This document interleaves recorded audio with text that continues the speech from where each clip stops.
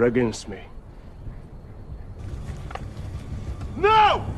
No!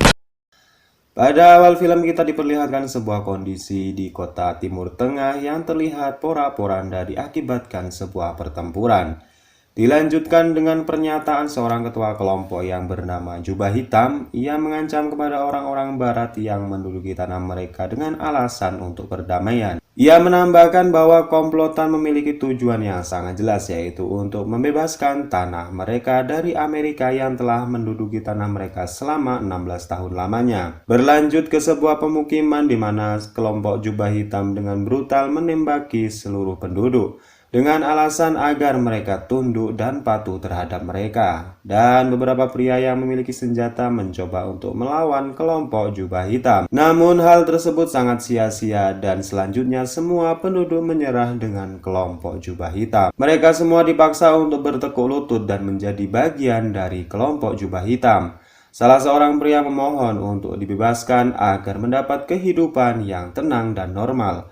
Karena mereka menolak ajakan Panglima Jubah Hitam untuk menjadi bagiannya, akhirnya mereka semua dibantai satu persatu dan hanya menyisakan seorang bocah kecil wanita yang dibiarkan untuk kabur.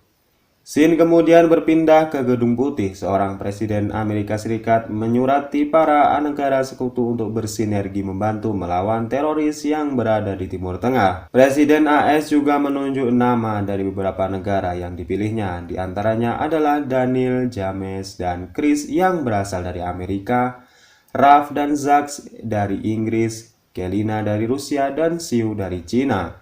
Nama-nama tersebut diketahui adalah prajurit khusus terbaik di negaranya masing-masing. Presiden AS juga mengakhiri suratnya dengan pernyataan memberi izin operasi senjata yang bersifat rahasia. 72 jam kemudian di lokasi yang dirahasiakan yang berada di Timur Tengah, Komandan Briscoe mendapat laporan bahwa pasukan elit dari berbagai negara telah datang. Komandan kemudian memberikan arahan bahwa sasaran utama dalam misi ini adalah Abid. Ia dikonfirmasi sebagai pemasok senjata dan beraliansi dengan kelompok Jubah Hitam. Komandan Briscoe menjelaskan bahwa ia belum tahu tentang ketua pasukan Jubah Hitam. Untuk itu, Abid adalah aset utama dalam mendalami misi ini. Karena belum mengantongi informasi yang mendalam tentang Jubah Hitam, komandan kemudian memerintahkan untuk terjun ke lapangan secara langsung untuk menggali informasi. Kemudian pasukan khusus diterjunkan di tempat terakhir yang diketahui para rombongan pasukan Jubah Hitam.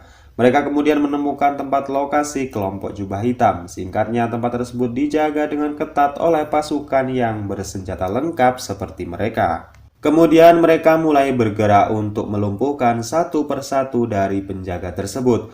Mereka lanjut bergerak ke suatu rumah di mana di dalamnya terdapat Abid yang sedang beristirahat. Abid terbunuh dalam penyergapan tersebut, sedangkan satu rekannya berhasil merampas pistol Chris dan menembaknya, sedangkan Gelina sibuk mengumpulkan laptop dan HP yang menjadi misi awal mereka. Tak disangka para anak buah Abid seketika datang ke tempat tersebut. Komandan kemudian memandu mereka untuk bergerak menuju ke tempat evakuasi sembari membopong Chris yang terluka. Karena mereka harus berjuang dan memberi perlawanan dengan berat hati, Chris yang terluka tersebut tak sempat lagi diselamatkan. Namun sisi baiknya mereka semua berhasil melumpuhkan seluruh anak buah Abid.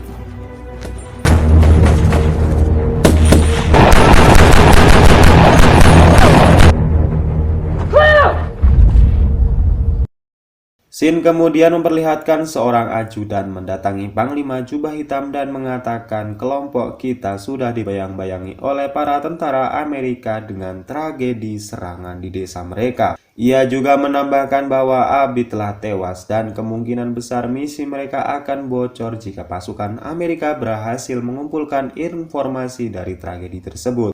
Kemudian pernyataan tersebut dijawab Panglima dengan tegas bahwa kelompok mereka menginginkan peperangan dengan tentara Amerika. Ia ingin menunjukkan bahwa kelompok jubah hitam tidak bisa dipandang remeh dan ia memerintahkan kepada anak buahnya untuk membuat camp baru dan memberitahu pos-pos tentang kesiapan berperang kapan saja. Di sisi lain, Smith dan Gelina berusaha melakukan scanning data dari HP dan laptop yang mereka ambil dalam misi awal tadi. Namun sayang mereka belum banyak menggali informasi dari hal tersebut. Mereka hanya menemukan informasi tempat yang dinilai sebagai markas rahasia pasukan jubah hitam. Untuk itu, komandan kemudian mengirim satelit mata-mata untuk melihat gurun tersebut dan hasil memang benar di gurun tersebut diidentifikasi markas rahasia pasukan jubah hitam. Dan terlihat mereka sekarang sedang membuat senjata yang sangat mematikan, yaitu sebuah senjata bom yang dinilai dapat memberikan daya ledak yang sangat dahsyat dan akan diuji coba. Pembuat bom yaitu ajudannya tersebut juga mengatakan bahwa daya ledak yang dihasilkan dapat membunuh semua penduduk kota dan meluluh lantahkannya. Komandan Briscoe kemudian dengan cepat memerintahkan pasukannya ke tempat tersebut untuk mengetahui secara jelas apa yang sedang dilakukan komplotan jubah hitam. Para pasukan tersebut kemudian berangkat menuju tempat lokasi di mana jubah hitam sedang menyusun rencana tersebut. Mereka menyaksikan banyak tenda-tenda yang sedang dijaga dengan ketat oleh komplotan dengan senjata lengkap dan amunisi yang sangat mengerikan. Mereka kemudian membagi tugas masing-masing. Gelina berjaga dengan snipernya, sedangkan Daniel sebagai ketuanya mengajak rekannya untuk bergerak menyusur ke tenda-tenda tersebut.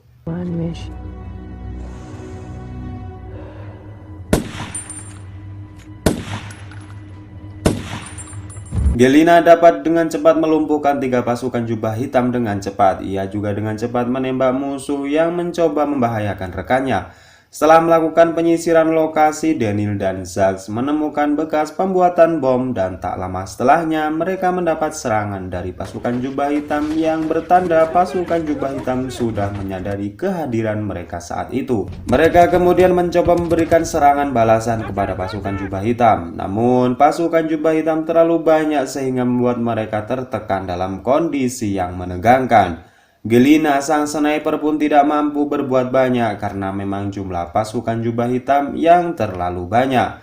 Melihat anak buahnya tertekan, komandan kemudian memerintahkan pasukannya untuk segera mengekstrasi dengan menggunakan helikopter. Namun proses restraksi tersebut tidaklah mudah karena mereka terjebak di tengah-tengah pasukan jubah hitam yang terus menembaki mereka. Daniel berusaha melindungi pasukannya dan menjadi umpan agar teman-temannya selamat. Alhasil, Daniel berhasil ditangkap dan pasukannya berhasil dievakuasi. Komandan Briscoe kemudian mengkonfirmasi kepada Presiden bahwa Daniel berhasil ditangkap dalam misi kedua mereka. Dan Komandan Briscoe juga mengatakan kepada Presiden bahwa jubah hitam telah membuat bom yang sangat berbahaya dan akan diuji cobakan di sebuah kota. Namun Komandan mengatakan bahwa ia tidak mengetahui kota mana yang akan menjadi bahan percobaannya. Daniel yang berhasil ditangkap para pasukan jubah hitam disiksa dengan dibelenggu dengan rantai di bawah terik matahari gurun pasir yang sangat panas. Panglima jubah hitam mengatakan kepada Daniel bahwa pasukannya telah lancang mencampuri urusan kelompok jubah hitam. Menurutnya kegiatan kelompok jubah hitam adalah sebuah gerakan revolusi yang memperjuangkan kebebasan di tanah mereka sendiri yang telah diduduki oleh berbagai negara selama 16 tahun lamanya.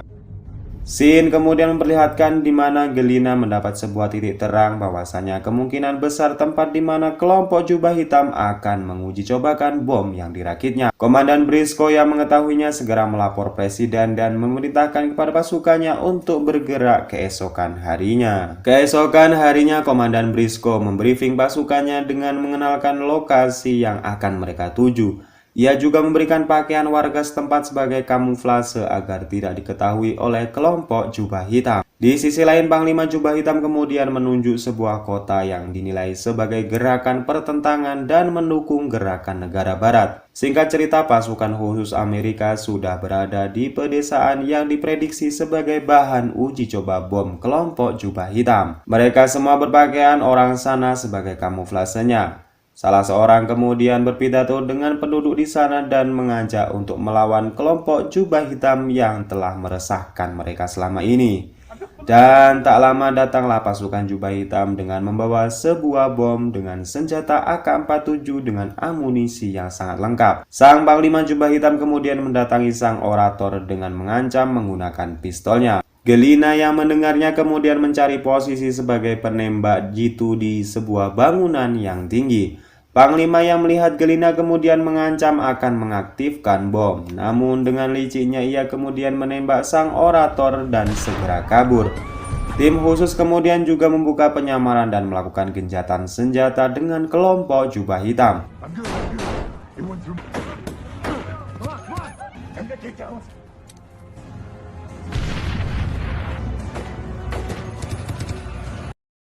Singkatnya, mereka semua berhasil menghabisi seluruh anggota jubah hitam dan berusaha untuk menjinakkan bom yang telah aktif.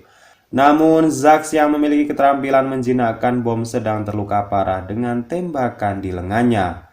Ralph yang melihatnya kemudian segera bertindak dengan cepat dengan mengambil sebuah pisau dan dengan arahan Zax mereka berhasil menjinakkan bom dengan memotong kabel hijau sesuai dengan instruksi dari Zax.